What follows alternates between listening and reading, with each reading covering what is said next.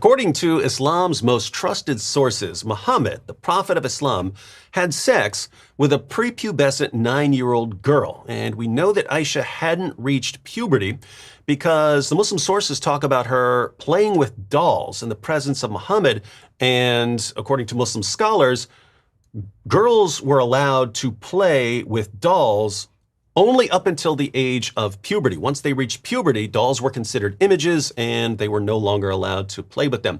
We have all kinds of reasons for believing that Aisha had not reached puberty, according to the Muslim sources. But there are some hadiths that Muslims use in the West to show that Aisha had, in fact, reached puberty. And let's go ahead and take a look at an example. This is Sunan Abu Dawud, number 4933 or 4915, depending on which edition you're using. And let's go ahead and read something interesting here. So this is about Aisha being taken to the house of Muhammad to consummate the marriage with her. So Aisha narrated, "The Messenger of Allah married me when I was 7 or 6. When we came to Medina, some women came. According to Bishr's version, Ruman came to me when I was swinging. They took me, made me prepared, and decorated me. I was then brought to the Messenger of Allah, and he took up cohabitation with me when I was 9. She halted me at the door, and I burst into laughter." Abu Dawud said, "That is to say, I menstruated. And I was brought in a house, and there were some women of the Ansari in it." So here we have, according to Sunan Abu Dawud, that Aisha started menstruating right before she was taken to Muhammad to consummate the marriage. What great timing that would be. But here's the problem. I go to another translation of the exact same hadith. This is the Darussalam edition of Sunan Abu Dawud. And we read, it was narrated that Aisha said, "The Messenger of Allah married me when I was 7 or 6 years old. When we came to Al-Madinah, some women," Bishr said, Ruman, "came to me when I was on a swing and took me and prepared me and adorned me. Then I was brought to the Messenger of Allah, and he consummated the marriage with me when I was 9 years old. She made me stand at the door, and I started to breathe deeply. Then I was brought into a room where there were some of the Ansari." Hey, wait a minute. What happened to the part about Aisha starting to menstruate? It just says that she started to breathe deeply. Well, now I'm confused, everyone.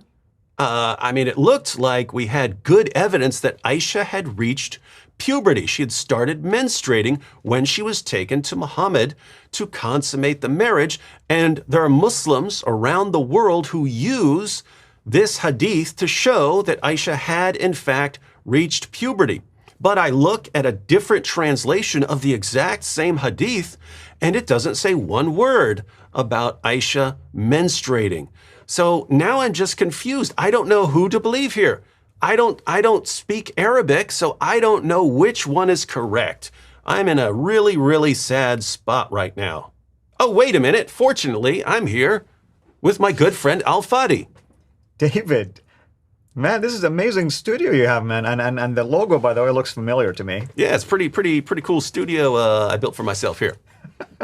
Now, correct me if I'm wrong, but you know Arabic, don't you? Well, the last I checked, yes. Well, this is some great timing because I was sitting here and I just had no idea what I was going to do. And then you're here. So this is great. So let me go ahead and ask you, since you're here. Now, you've got the Arabic in front of you, right? Yes, the Arabic that you're just looking at, and I'm trying to pull it here, and maybe they can show it to us right here on the screen as well for everyone else to be looking at it.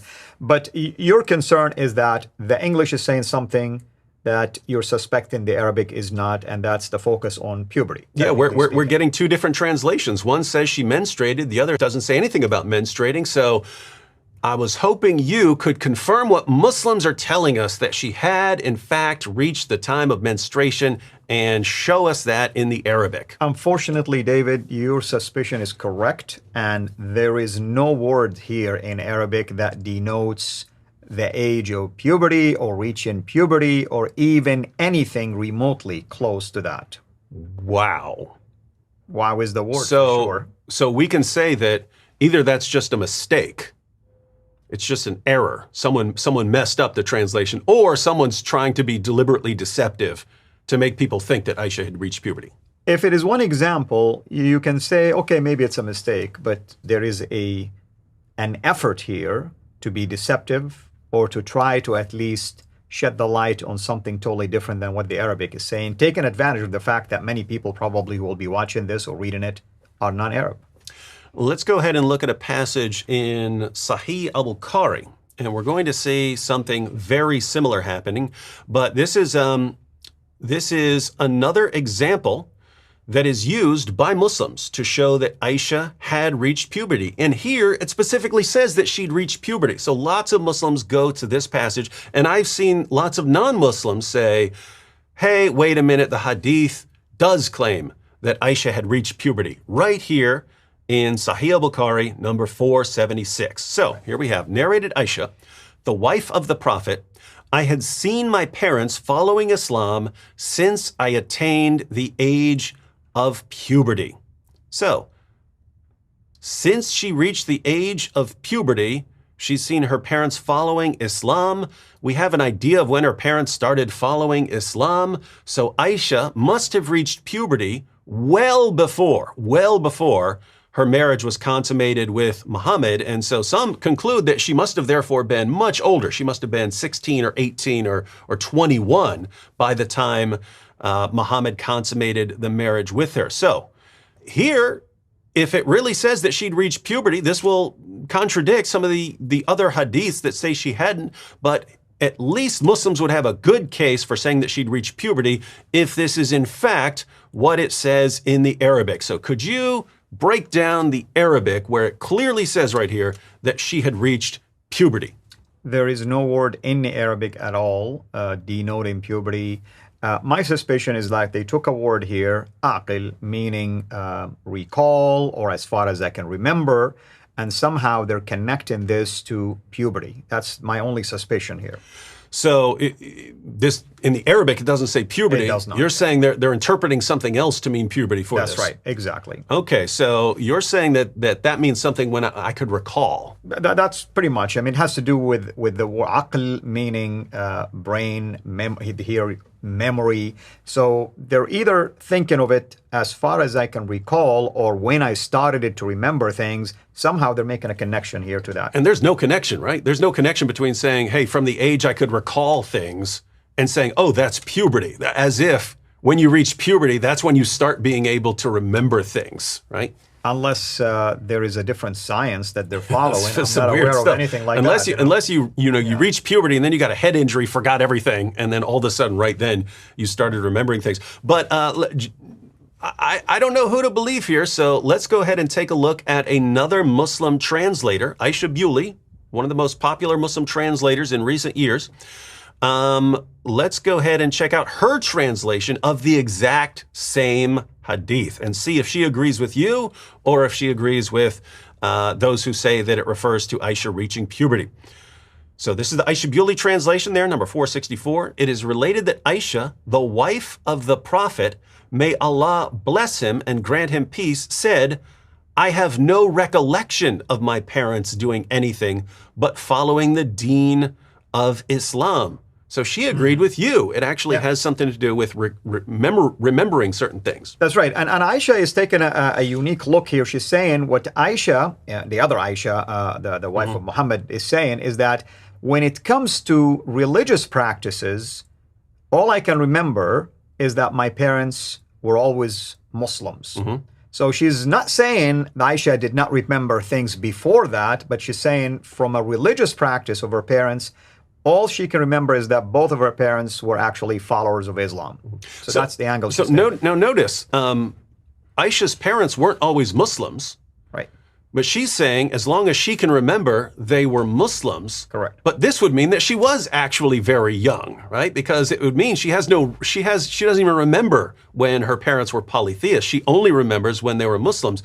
But the other translation we looked at suggests that she'd already reached puberty by the time her parents converted. And so completely different different versions of events. That's true. And keep in mind, when Muhammad even proposed to marry her, Abu Bakr has been following him for years. He was among the first to follow Muhammad. So this also shows that Aisha is not talking about the moment she married Muhammad. No, she's talking about for as long as she can remember, even before this incident of being proposed to him, that she can recall her parents worshiping idols or doing any of the Quraysh rituals or whatever the case might be. She can remember them just being followers of Islam. So she was actually young. She was too young to remember when her parents weren't Muslims. Now, so it's very interesting that the other translator would translate that as reaching puberty. When you're saying it doesn't mean that, Aisha Bewley's saying it doesn't mean that. But here's what I find most interesting. I'm going to go to another hadith in Sahih al-Bukhari where it seems to be giving the same beginning of the exact same story. And here they magically translate it accurately. And so look at this. This is Sahih al-Bukhari number 2297, and it's the same thing. Narrated Aisha, wife of the Prophet, since I reached the age when I could remember things, I have seen my parents worshiping according to the right faith of Islam. So here they suddenly know what it means for Aisha to be saying that from the time she could remember anything, she remembers her parents following Islam. So given the Arabic here, is the Arabic the same? In other words, are the two passages talking about the same thing in Arabic? The Arabic is almost identical. So this is why you can tell it's the English side that is trying to sway things or tilt the balance, if you wish, and try and maybe there is an agenda, as you stated. And you can't blame them. I mean, they know the English audience is going to be disturbed by things like this. So they're trying somehow to lessen the impact and insert the idea of puberty. And so which is interesting because you can find multiple passages in Bukhari which specifically state that Aisha hadn't reached the age of puberty. They even include some commentary by Ibn Hajar al-Asqalani, considered by many to be the greatest hadith scholar of all time, specifically saying that Aisha had not reached puberty when she's taken to Muhammad's house to consummate the marriage. In number 5153 of Sahih al-Bukhari, they even include a reference to Surah 65, verse 4, which says that you can marry and divorce after having sex with a prepubescent girl, and they use that to illustrate Muhammad's relationship with Aisha. So it's just weird that right here in this one spot of Sahih al-Bukhari, they translate something as puberty when, as you're saying, there's no basis for that in the Arabic. Yeah, and my medical assessment of this is a case called TMRT, the miracle of retranslation. The miracle of retranslation, ladies and gentlemen. So notice what we can say here.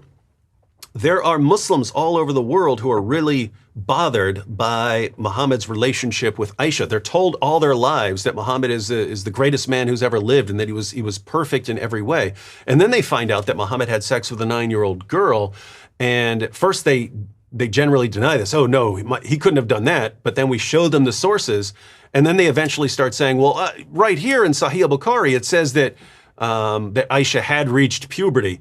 But even that is based on a mistranslation, and it's not found in the Arabic. That's very interesting. Now, I want to point out one more thing about why this is so disturbing.